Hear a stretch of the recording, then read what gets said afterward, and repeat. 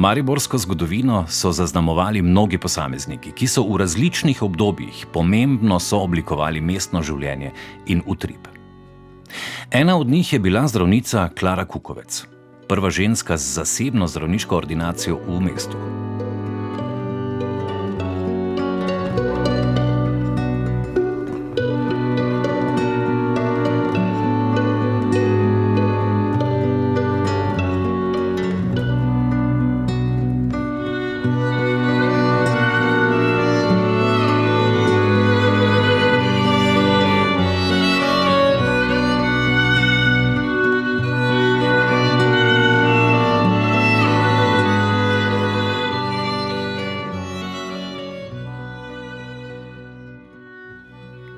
Klara se je rodila kot Kaja Lea Doktor leta 1883 v Hersonu v današnji Ukrajini. Njena družina je bila med premožnejšimi judovskimi družinami in k njim so pogosto prihajali reveži in pohabljenci. Morda je Klara prav zato že v otroštvu čutila potrebo po tem, da bi zdravila bolne ljudi in se odločila postati zdravnica. Odločitev za študij pa ni bila lahka. Ob koncu 19. stoletja so carsko Rusijo pretresali pogromi nad judovskim prebivalstvom, zatiranje političnih oponentov in intelektualcev ter izključenost iz študija, zaradi česar je na stotine ruskih in judovskih pripadnikov inteligence zbežalo v Švico. Močno so bili zakoreninjeni tudi predsodki o tem, da ženske niso sposobne študirati. Nenazadnje je Klarini odločitvi nasprotovala celo njena družina.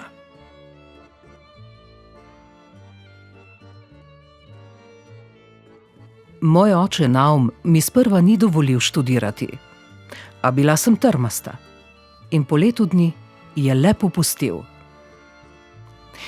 Leta 1900 sem se tako odpravila na študij medicine v Ženevo. Na začetku študija me je dekan vprašal po priimku. Odgovorila sem mu doktor. On pa je z nasmehom odvrnil: vem, da ste prišli sem študirati medicino, vendar mene zanima vaš priimek. Študija sem se veselila. In bilo je seveda naporno, pa tudi zabavno. Moj priimek je zmeraj vzbujal pozornost. Klara Doktor, ki želi postati zdravnica. Kljub temu študij ni potekal tako gladko, kot sem si želela. Po 3 letih oče mojega študija ni mogel več financirati, zato je želel, da se vrnem domov. Nisem hotela, trdno sem bila odločena, da bom doštudirala. Odšla sem v Bern, k profesorju Koherju, vrhunskemu zdravniku. Po noči sem delala v njegovem sanatoriju, podnevi pa študirala. Po 2 opravljenih semestrih sem naslednjo službo dobila kot sekundarika pri profesorju Krönleinu v Zürichu. Tam sem opravila še 1 semester študija medicine. V tem času sem spoznala Janka Kukovca, privlačnega študenta gradbeništva, Slovenca iz Ljutomera.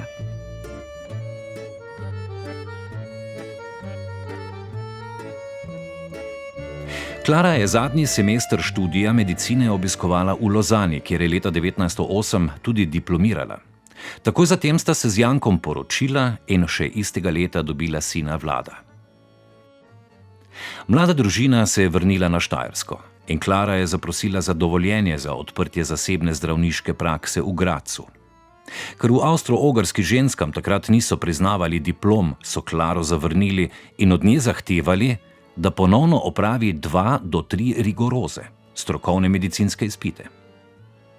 Poleg tega je morala opraviti tudi izpit iz grščine in to v državi, v kateri je končala gimnazijo. Zaradi tega se je morala posloviti od moža in sina ter se odpraviti v Rusijo. Poslali so me v Kazan. Do tja je bilo 7 dni vožnje z vlakom. Zdelo se mi je neumno zapustiti moža in otroka samo zato, da opravim izpit iz grščine. Odločila sem se, da ponovno diplomiram iz medicine, pa čeprav moram opraviti dodatnih 26 izpitov. Ko sem opravila izpit iz grščine in polovico izpitov, sem nenadoma izgubila glas. Zdravnik mi je diagnosticiral tuberkulozo glasilk, Nisem mu verjela, zato sem šla v Moskvo še k 2 specialistoma. Oba sta postavila isto diagnozo. K staršem v Herson si nisem upala. Moji bratje in sestre so bili mladi, lahko bi jih okužila. Prav tako se nisem mogla vrniti k možu in sinu.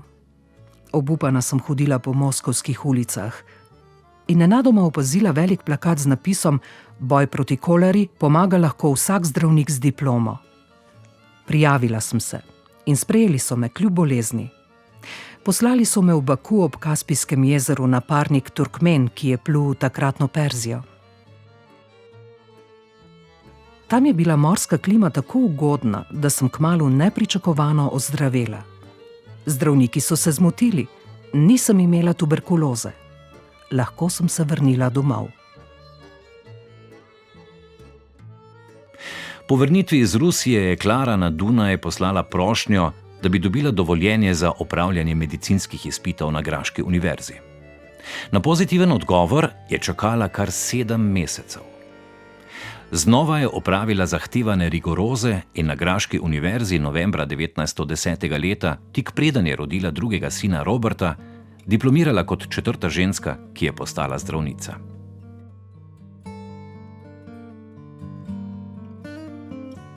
V Trstu je odprla svojo prvo zasebno prakso in že prvi dan sprejela 3 pacientke slovenskega rodu. Pozneje je v njeno ordinacijo prihajalo okrog 60 pacientov dnevno. Poleti 1914. leta je izbruhnila Prva svetovna vojna in z odprtjem italijanske fronte med Italijo in Avstro-Ogrsko je bila družina Kukovec prisiljena čez noč zapustiti Trst. Pobegnili so v Ljutomer. Tam so se morali kmalu ločiti.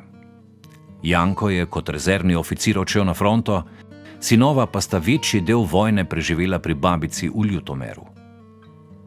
Klaro je pot zanesla najprej na Dunaj, kjer je nekaj mesecev delala v Rothschildovi bolnišnici, nato je bila v vojaški bolnišnici v Šternberku na Češkem in pozneje v begunskem taborišču v Vagni pri Lipnici. Delala je tudi v bolnišnici v Gorici in po razpadu Avstro-Ogrske v Majstrovi vojaški bolnišnici v Mariboru, kamor se je po koncu vojne preselila z družino. Oktobra leta 1919 je v središču Maribora odprla zasebno ordinacijo za ženske in otroške bolezni. Moja ordinacija v Mariboru je bila nekaj posebnega. Ponovno sem bila prva in vrsto let edina zdravnica med moškimi kolegi v mestu. V medvojnih letih sem pridno in trdo delala v svoji ordinaciji, sprva na Gosposki ulici, pozneje na Krekovi. Bila sem članica Mariborskega zdravniškega društva in nekaj časa celo njegova društvena odbornica. Janko je v tem času služboval kot gradbenik in bil dejaven tudi pri Ljudski univerzi. Bil je njen predsednik. Sinova sta obiskovala klasično gimnazijo v Mariboru, pozneje sta študirala v tujini. Vlado je postal odvetnik, Robert zdravnik.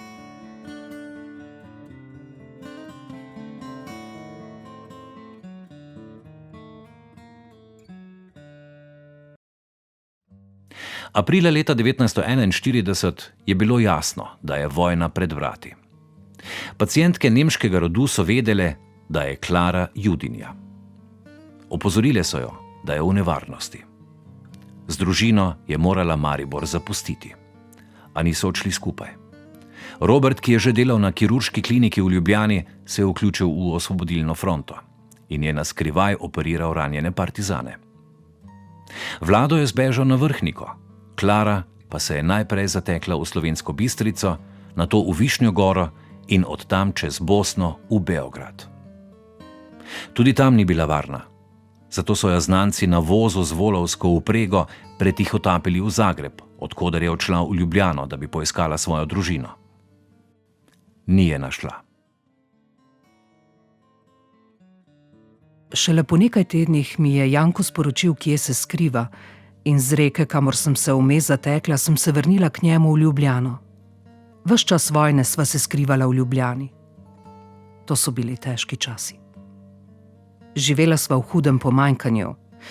Bila sem brez dela, strah me je bilo, da bi kdo odkril moje judovsko poreklo. A najhuje mi je bilo, ker nisem imela stika s sinovoma. Vlado je bil sicer blizu, a ga zaradi vojne nisem mogla videti. Robert je medtem odšel v partizane in postal partizanski kirurg.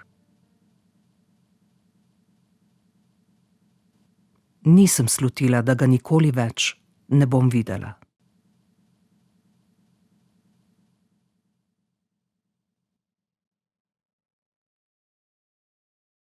Klara in Janko sta se po vojni vrnila v Maribor. Našla sta popolnoma razdejano stanovanje in opustošeno ordinacijo. Povojna oblast ni bila nič bolj prizanesljiva. Po izvedeni nacionalizaciji sta zakonca Kukovec postala najemnika v lastni hiši. Klara prav tako ni dobila obljubljene službe v deškem domu, zato je morala znova odpreti zasebno prakso. Bila je celo pod drobnogledom tedanje jugoslovanske obveščevalne službe Udbe, ki je pregledovala Klarina pisma sestri v Moskvo. Ko je sestro želela obiskati, je na potni list in vizo čakala kar 1,5 leta. Po vrnitvi domov pa je morala poročati o življenju v Rusiji.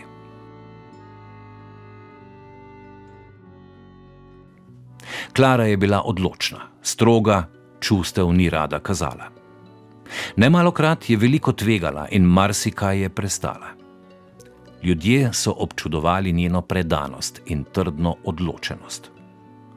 Trdila je: V življenju lahko človek marsikaj doseže, prvi pogoj pa je, da mora biti sposoben vladati sam sebi, ukazovati sam sebi.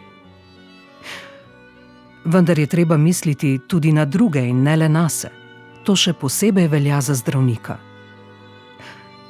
Tako lahko človek dolgo živi. Živeti pa je treba z dušo in telesom. Ne glede na vse življenjske preizkušnje je Klara Kukovec še v visoki starosti delala kot zasebna zdravnica. Paciente je sprejemala celo pri 92 letih. Svoj poklic je opravljala s srcem. Še pomembneje pa je, da je vselej sledila svojim sanjam.